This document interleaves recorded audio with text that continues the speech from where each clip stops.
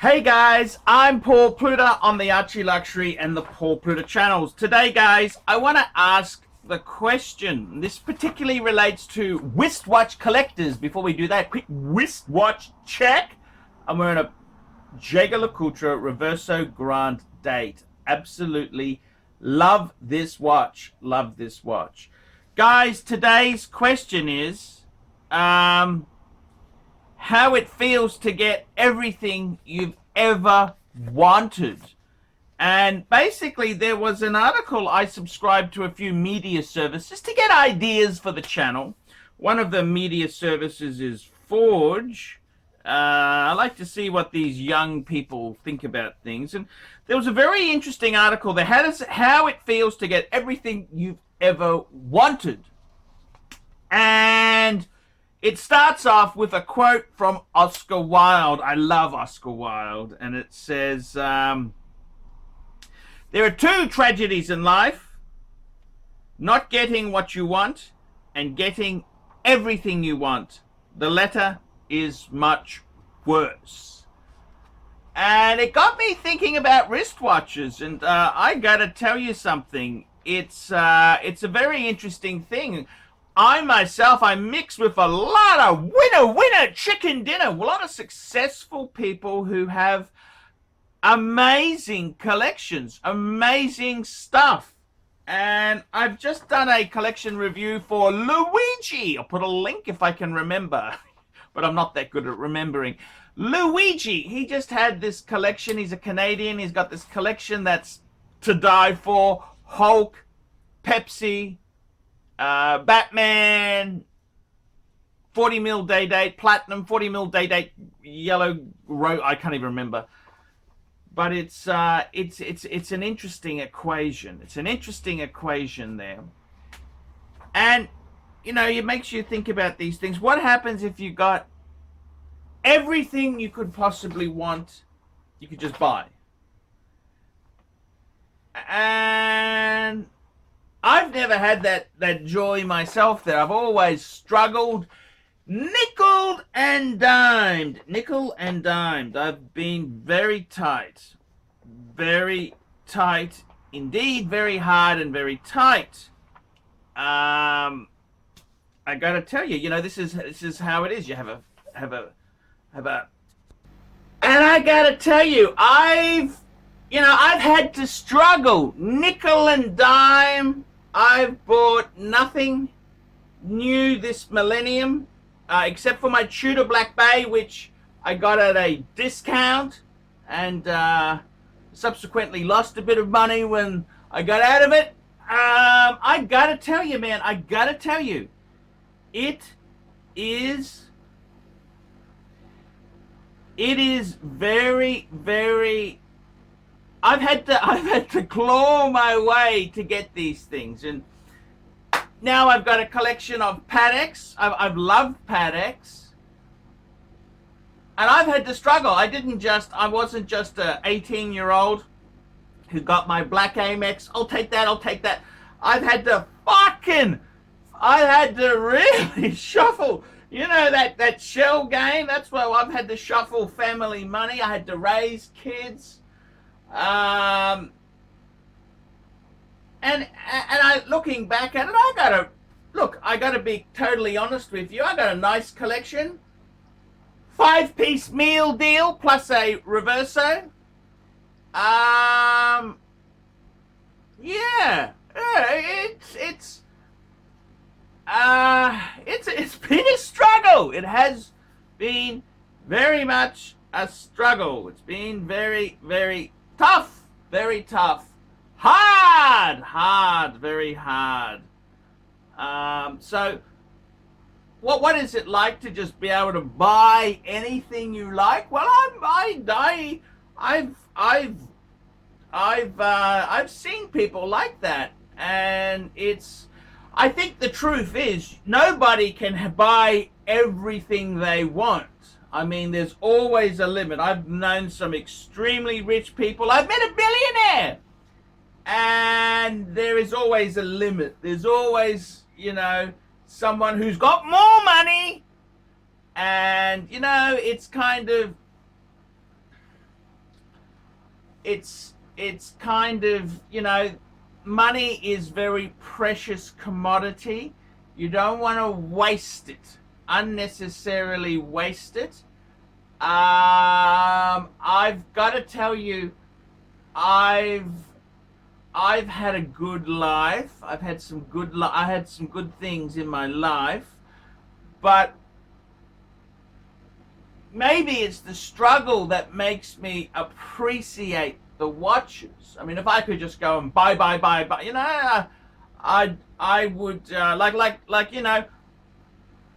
the funny thing is, I traded multiple Rolex for a single Patek.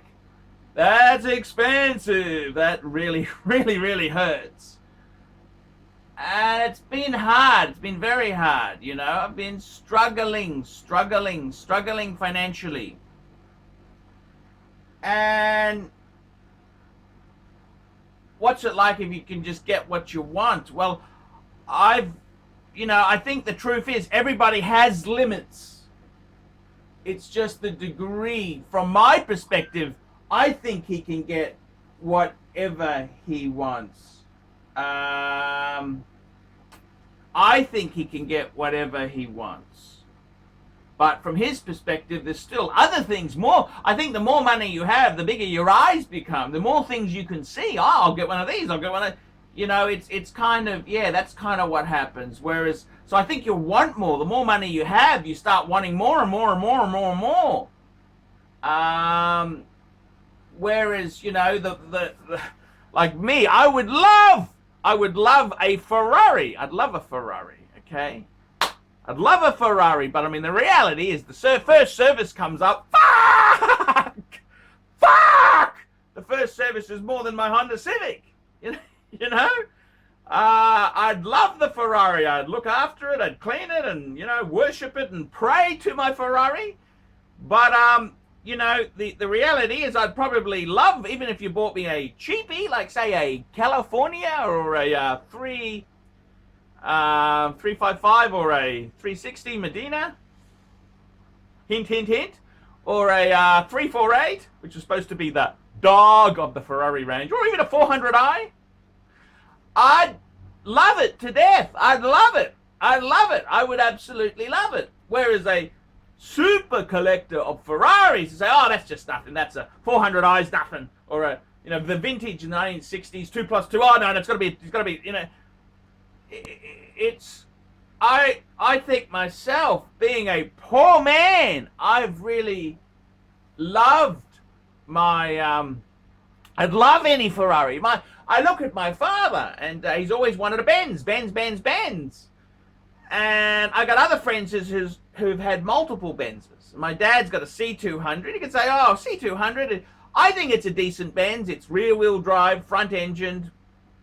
Okay, it's got Artico leather. Okay, it's not real leather. It's fake, but it's cheapened out a bit. Yeah. I get it. But I got another friend who's had a number of Benzes. He's had C250. He's got a CLS at the moment. His brother had a S500 coupe. And his brother also had an SLR. And to him, oh no, C200, that's it's an okay car, but it's nothing to worship. See, I would worship if I had a C200. I'd wash it, wax it, I'd clean it, I'd take the bitches out in it, I'd really love it. Whereas for him, oh, it's only C200. Oh, big deal. You know what I'm saying? So I got to say, my old man with his C200, he loves that car. He really does love the Mercedes. He loves his C200. And I aspire to loving a C200. I aspire to it. So, I mean, does that mean my old man, he loves his Benz less than someone with a... Well, probably he loves it more. It's the same as me. I look at my Pateks. I love one of them. I never thought I'd have multiple Pateks. And then you get greedy. Once you've got a couple, you think, oh, I need a chronograph. I want a 5070 or a 5170. I'm not going to be happy until I got a, you start to get more and more greedy. Or you say, I really want one super piece. Sell them off, get a 3970 or 5970. Oh, it'll be a super grail. Whereas in the old days, when I didn't have any Patek, a 5196, just a simple manual wind, 3-hand dress watch, that'd be a dream. And I suppose that's kind of what happens with collectors. You kind of get greedy. You get greedy. You get greedy. You get very greedy and I don't know what to say. If I could get how it feels to get everything you've ever wanted. I mean, we all want more money. We do want more money, but maybe it's the struggle that makes it. It's not the acquisition of the grail that's important. It's the journey we've followed. If it wasn't much of a journey, we just put it on our black Amex and said, oh yeah, daddy will pay for it. Well, is that the same as if we've had the nickel and dime and wear shirts until the collars rub through and use tires until they get 80,000 kilometers? We spray paint that foam on in the hope that the rubber grows. I mean, maybe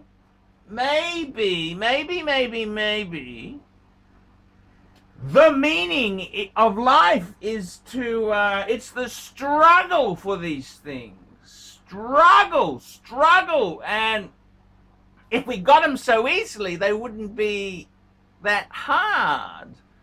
So guys, tell me what you think. Tell me what you think.